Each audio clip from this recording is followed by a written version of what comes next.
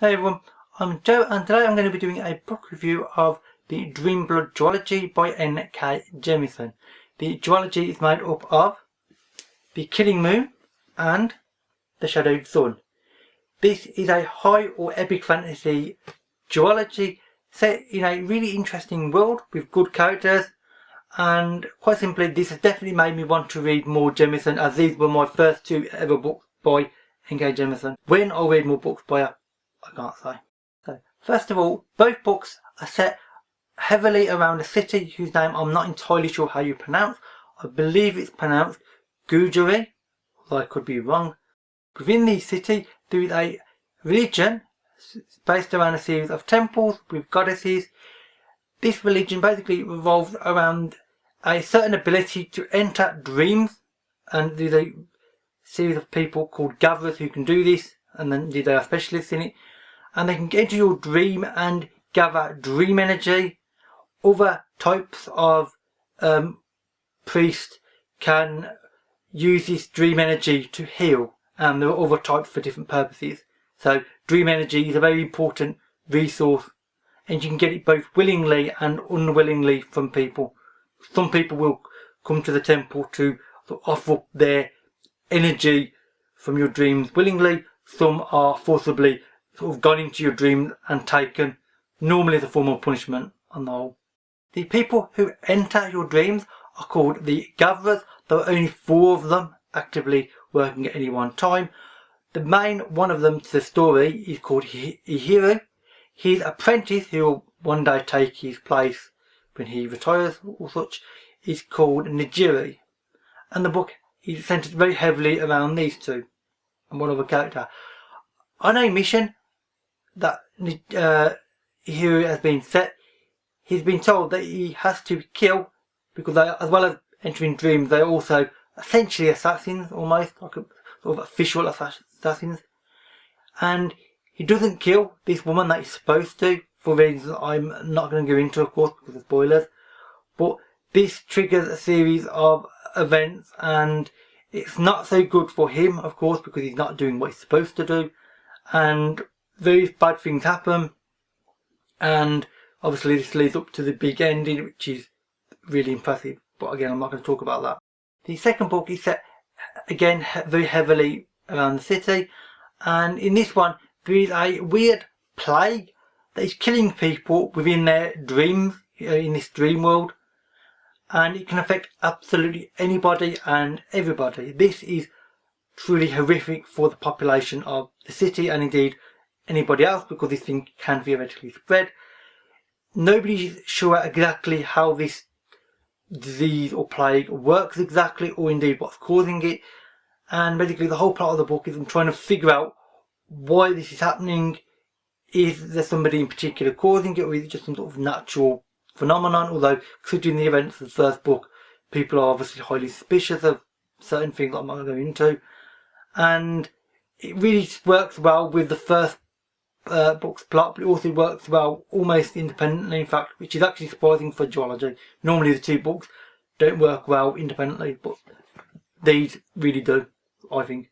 Really, that's all I can really say for the plot, because obviously if I say anything more I'll give away significant spoilers, and well, the books will be wrecked, frankly, so I'm not going to. So, first of all, the world these books are set in. That is one of the most significant and one of the most amazing things about these books. The world is really a living world, and it's really believable, which, considering the setting and the whole sort of walking into dreams and getting dream energy, is frankly I think impressive.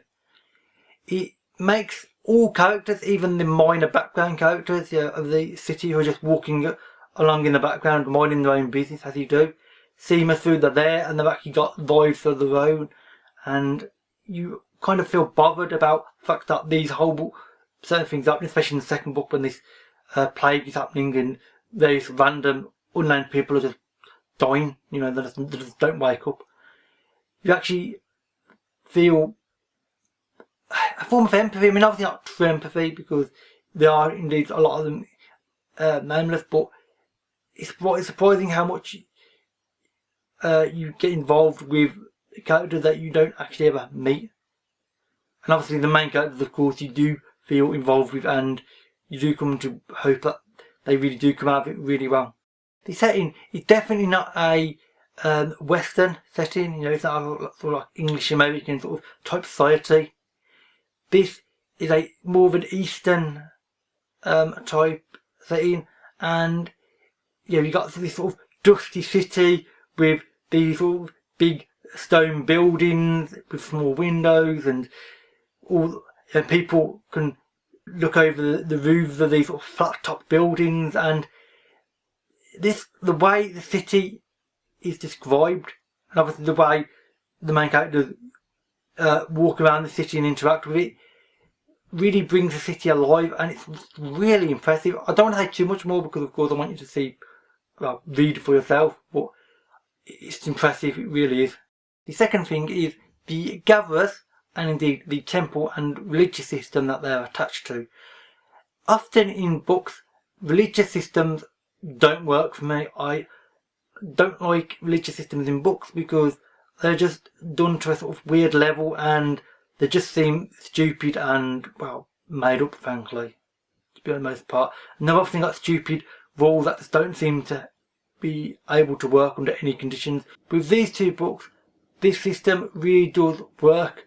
It's a really well thought out system, and it works within the city and indeed outside the city, which they do go occasionally. And it's just basically impressive the fact that this system works for me, because like I said, religious systems almost never work for me. I mean, there's only been a few books in my entire life that have actually had a religious system where I thought, oh, that's actually a good system and it actually is a believable system. This is one of them, so frankly, that's impressive. The characters are really well thought out and really fit the setting and the world that they're in. There's no characters that are out of place, which some books can occasionally have. In these, the characters' clothes, the mannerisms, they just work within the confines that Jemisin has created, and it just adds up with the world descriptions that she's created and the settings and every other little aspect into basically a brilliant duology, which I really did enjoy this, and frankly I would really recommend this to fantasy fans who want something a little bit different and quite original, because the word originality is one that you really can apply to this duology, because there are many original aspects of it, frankly, and most of them I really enjoyed. The last thing I'm going to mention about these books is the sense of morality that Jemisin manages to portray and really apply to every single character.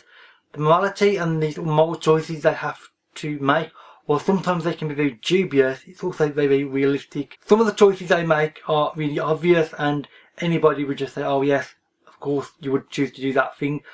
Some of the choices they make are not, though. They are really grey decisions, and the characters and indeed you as a reader are unsure what should be done, because there are both good points and bad points to any decision they make in certain situations, and like real life, that is something that really makes you think and you really empathise with the characters because of these sort of moral grey points. And it's just a brilliant feature of the book, and one that I think Jemisin does really, really well and to a really impressive standard. So in summary, these books have a good series of characters, a good story, a good setting, interesting morality applied to them, and the world feels real and it actually works together with every aspect of it. There's no areas that feel as though they should be within another book. In this, every part works with every other part and makes a really good story and book, frankly, and I'd really recommend this to people. So with that said, that's it for this review. If you've read these books or would like to read them, then please leave me a comment below and we can have a conversation about it. All my social media links can be found in the description box below, as they always are. And with that said, that really is it for this video. So thank you for watching, and I'll see you another time. Bye for now.